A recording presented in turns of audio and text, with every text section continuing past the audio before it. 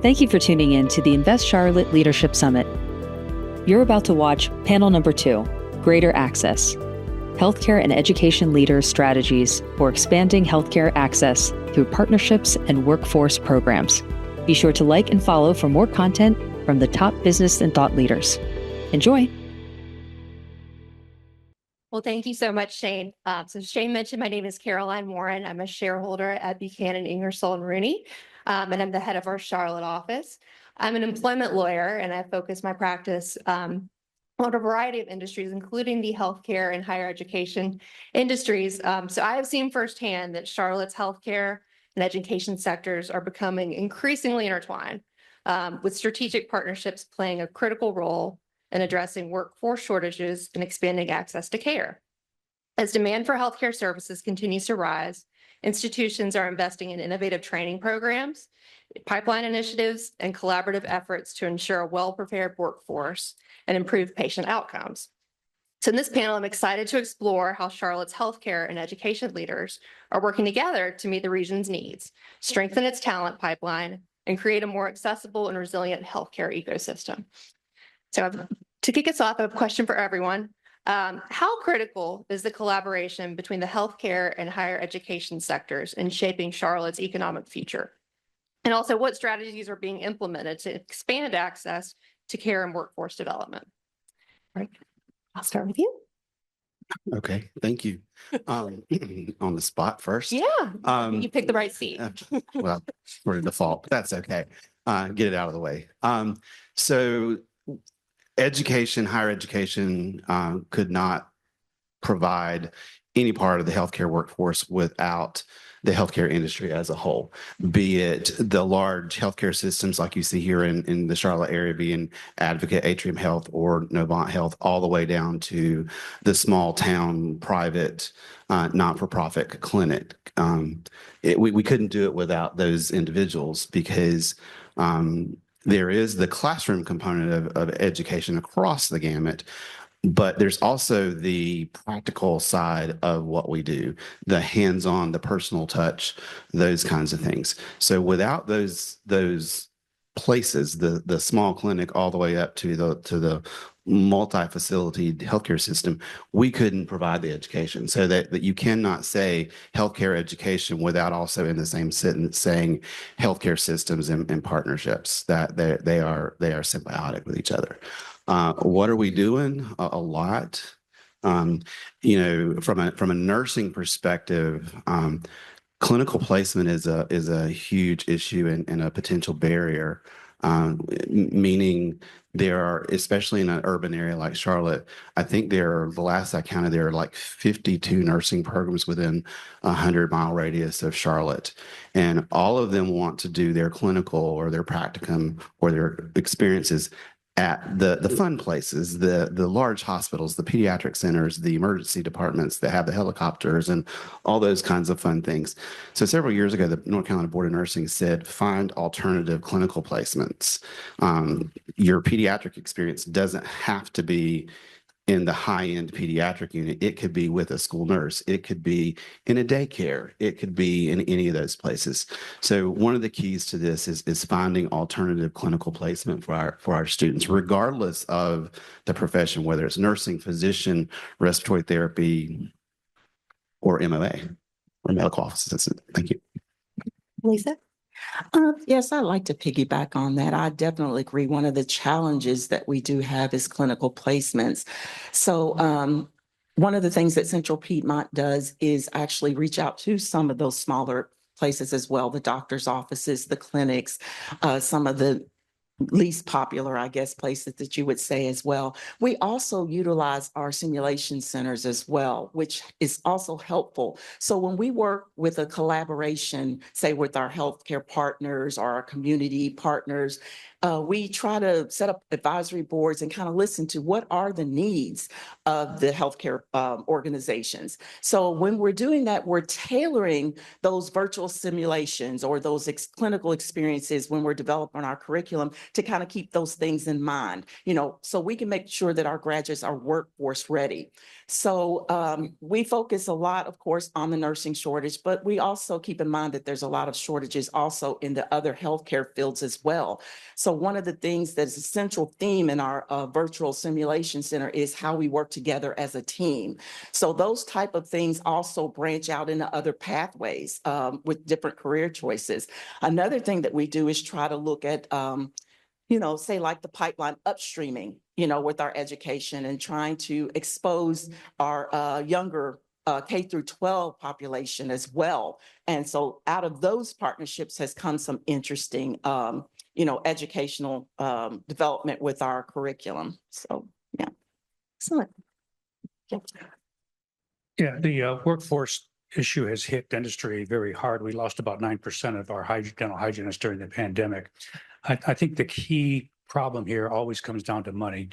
Dental education, all education is very expensive. It's of high value, but still there's a lot of dollars involved here. So Delta Dental has done some things. We have loan forgiveness program for the dental students. We've actually started a graduate position in oncology at High Point University. It's the new dental school here in North Carolina. We also have loan forgiveness and scholarships for dental hygiene students to start to boost that workforce. We've also advocated for increased expansion of mid-level providers to help dentists be more efficient in their private practices. We have 40 dentists working at Delta Dental. I hold associate professorships at 2 universities at Michigan and Ohio State, and many of my consultants are donating time to help educate students in the dental schools themselves.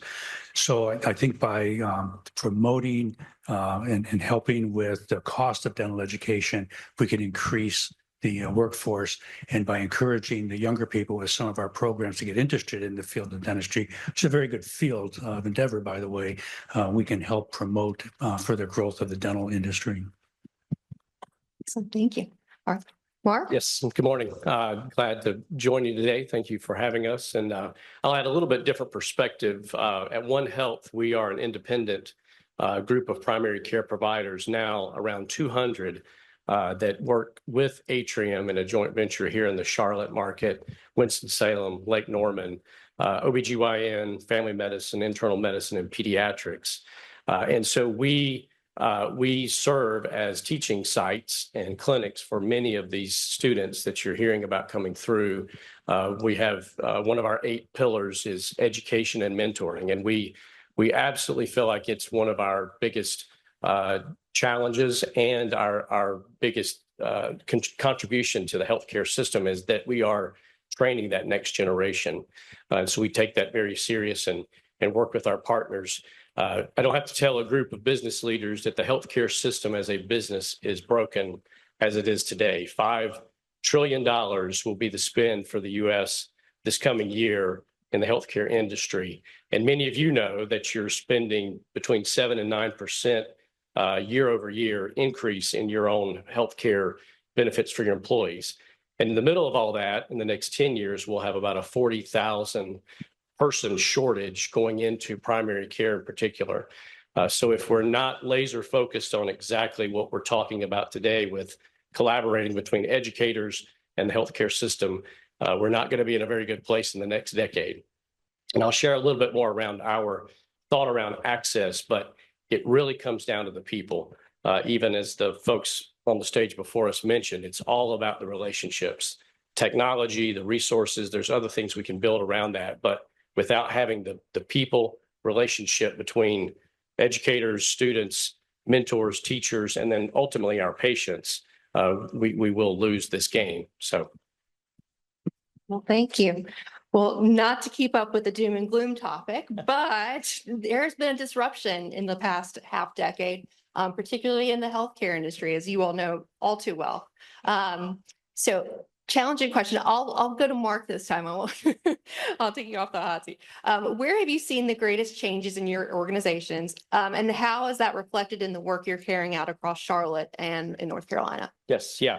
I think we represent a large group of basically what were termed disruptors in the healthcare industry, dating back really before COVID. COVID helped expedite that tremendously. So many of you have heard of other employed physicians that have left large healthcare systems to become independent, to start their own business, to start their own practice.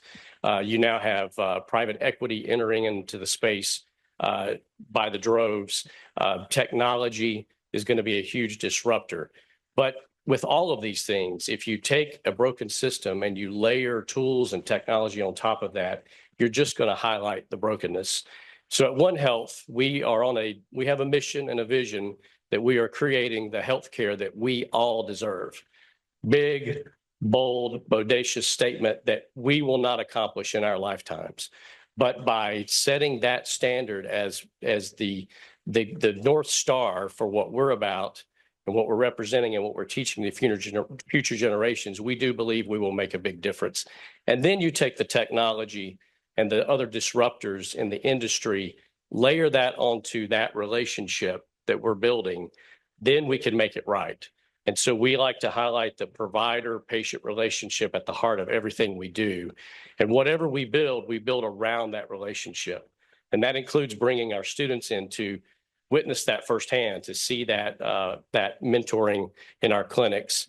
And then you can bring in resources and teams of folks, nurses, care navigators, farm technicians, anybody that's part of the team really comes in to add to that relationship, but it's always about that relationship first. Paul Grundy, CMO of IBM for a number of years, made a statement that there was one factor that determined the healthcare spend for IBM throughout his entire time there. It wasn't technology, it wasn't AI, it wasn't care navigators. It was, do you know the name of your primary care provider? And I would argue, do you have access 24/7 to that primary care provider? And we now have the ability to be able to do that with the use of technology, with the use of our teams, with the use of resources. But it has to be about that relationship first and foremost. If you neglect that relationship and you just introduce the disruptors, the technology, again, you're layering things on a broken system. And so that's what we're about at OneHealth. And a big part of that is working with our community educators to make sure we're preparing that next generation to take on that same gauntlet. So, Well, thank you. Yeah, the pandemic was certainly a disruptor. It didn't highlight the problems that we have in our system, but it certainly velocitized them. So we've had to react in a number of ways. First and foremost, we've had to institute teledentistry or telehealth to allow dentists to triage patients, to help streamline getting patients access to care by either seeing a specialist without the need by going to the primary care dentist first, or to be able to take care of problems over the phone that can be taken care of with a prescription with some advice rather than to come in, at that time, waste the PPE, which was in very short supply. So we expanded benefits for telehealth to allow dentists to do that to help become more efficient. Also, we've had some changes in plan design. By using AI, we're able to look at areas of provider shortages or areas in our plan design which are falling short of expectations, so we can incentivize dentists to do more preventative services to increase access by getting patients in for preventative and diagnostic services. So small problems stay small problems and not turn into big problems. We would much rather see a periodontal abscess or a cavity or a dental abscess treated in a dental office rather than an emergency department somewhere. So by using these types of technologies, we can improve not only our plan design, but we can increase the utilization of dental services to prevent more expensive procedures down the line. I kind of bring a little bit of a different perspective to that, I guess, because yes, with the pandemic, it did expose some things, but at the same time, I think that with those type of things, opportunities occur. So Central Piedmont's standpoint on that is how can we utilize that technology in a positive way, because we see that's the way that things are going. So some of the things that we've done to implement that has been also like the telehealth, where we have Atrium's help as a partnership with our community primary care clinic. So it's not only open to the students and the faculty, but it also embraces the community as well. So it kind of gives us a unique opportunity twofold in that we are addressing the needs of the community, but also training our students to also have that hands-on type of human connection as well. So not losing focus on the human side of things, but also looking at it from how do we utilize this technology? How do we come out of this pandemic in a way that we can look at this as an opportunity? So our virtual simulation center is the same type of thing. We can mimic those same case scenarios using that technology, but then at the same time, those students then have the opportunity to not have that shock when they deal with that patient for the very first time. So we have state-of-the-art mannequins that we utilize that breathe, they seize, they bleed, they do all types of things, fevers, they speak back, they have a realistic type of a reaction that you might see from a human, and that gives those students a chance to practice in a safe place. So make their mistakes, do what they need to do in a safe environment under our supervision and guidance to be able to help them to prepare, again, to be work ready once they get out into that field. So it has been very helpful through the generosity of donors, healthcare organizations, community partnerships, to have those donations that have helped to build these telehealth type opportunities for our students as our medical assistant goes through, our nursing goes through, and then the simulators to be able to work together as a team. So with the help of the health department, we've been able to do mass casualty simulations so that everybody gets a chance to join in. Again, utilizing that technology to be cohesive with the education and then make the students, again, workforce ready. So I would have to say that the pandemic had its good and its bad, but learning how to embrace that, I think, has been Central Piedmont's whole goal, the whole vision, helping those students to be able to realize the possibilities and what can we do with those opportunities. I think building the faculty resources also. One of the things that our primary care clinic has done through Atrium has helped us with things like keeping the students in the classrooms. When they're sick, they're able to go there for a simple cold or fever or something that's going on. But at the same time, that I don't know, that mental health piece also that occurred with the pandemic. We're also training our students how to deal with those type of skills as well. So we've got a critical thinking side that we've utilized with this technology as well. So students have a chance to, again, have a safe place to face those barriers and things. You never know what a student is facing just to get to school every day. So with the help of that technology, we've been able to connect with those students. We service almost 50,000 students over 6 campuses a year. And we've done our best with the help of technology to be able to meet them where they're at. So whether it be on campus, online, asynchronous, synchronous, blended, hybrid flex, however you want to put it, we've tried to have that connection with our students that we can keep that education going, but then at the same time, equip them for what's to come. It's fascinating. Mm-hmm. Wow. Tough act to follow. Tough acts to follow. You took all my thoughts. All of you did. So what I would say is we have a very experienced group of people up here. I've been doing this I've been in healthcare for 33, almost 34 years. And when you ask about the last 10 years and how things have changed, and it's overwhelming because it's constantly changing. If you remember during the pandemic, the 6 a.m. news would say, now we're doing this, this, and this in the hospital to prevent contamination or exposure. And by the noon lunch hour time, that was old. That was old. So I agree. The pandemic did some really good things. It did some really bad things. But I want to go in a different perspective. Education, regardless of what it looks like, is now more transactional than I want to go to X university for X program because it is a good program. The student now is looking for the best education, the quickest way, and the most financial viable way with the quickest and best return on investment they can get. So what you're seeing is a very financially and educationally sound and savvy applicant to your programs and to your universities. We see that at Johnson & Wales across the board. We are a private university, which makes us second tier to start with. We are a brand new nursing program. That makes us third tier. We have no street credit, all that kind of fun stuff. We got to get our name out there. So I think what we have to do with our to increase the workforce through the education route is twofold. One, recognize that education is not the only answer. It's also up to the healthcare systems and the healthcare partners to collaborate with us and be creative with how we provide education.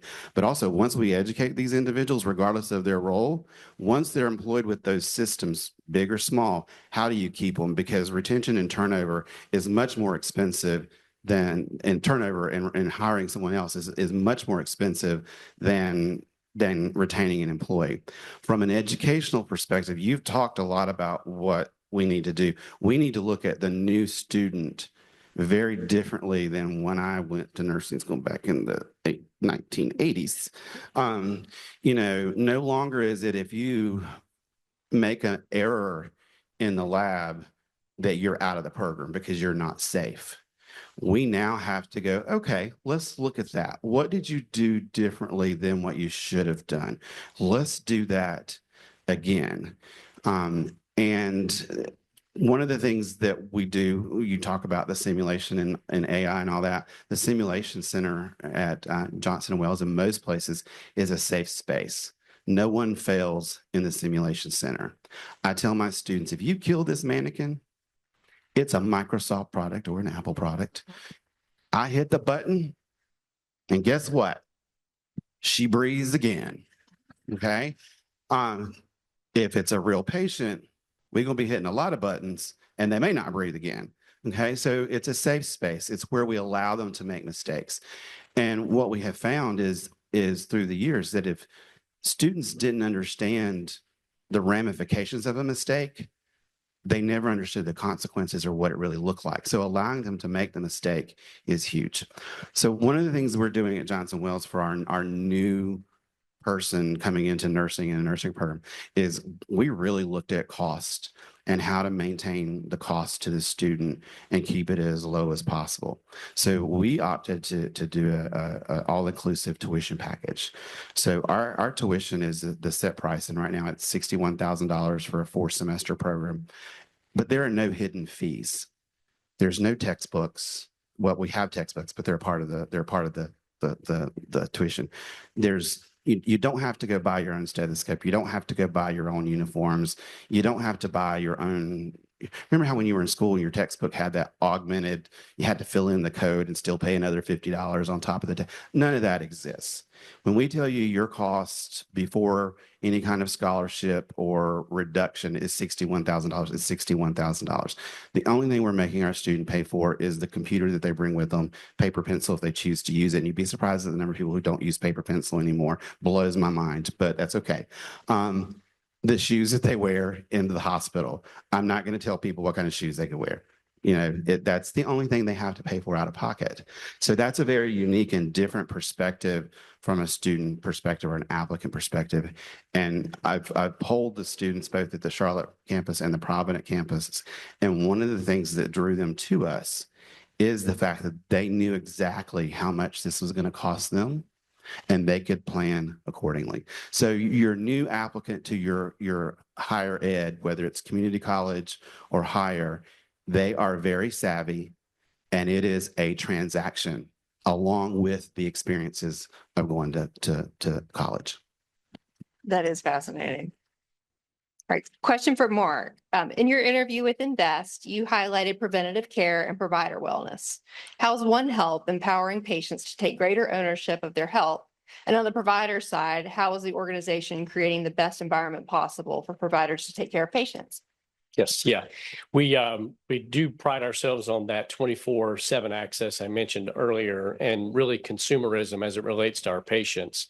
To do that and to do it for everyone in our communities. So we're not concierge. We sort of get accused of that at times. We like to say we're concierge for all.